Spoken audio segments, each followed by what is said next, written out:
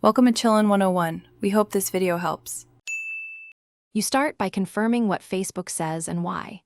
Open Support Inbox, read the violation text, and identify the exact policy clause. This matters for your appeal.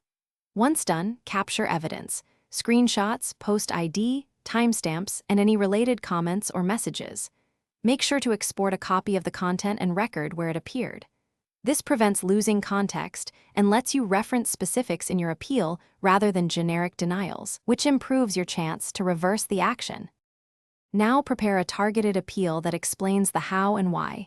State clearly which post or page, include the post ID, and quote the policy line you disagree with. Attach your evidence, original files, context that shows intent, and any corrections or retractions. If your account needs verification, complete ID checks before submitting. Verified accounts get faster reviews.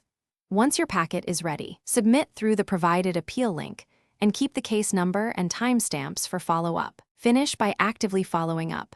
Check your support inbox daily and log any reviewer messages and decision times. If the appeal is denied, escalate, request a manual review, and, if available, contact business support or your ad's representative for priority. If problems persist, supply additional context or corrected content and highlight policy misinterpretation. As a last resort, consider formal complaint channels or legal advice if the removal harms rights or business. Keep calm, document everything, and continue polite, factual communication. Thanks for watching. Consider subscribing if we helped you.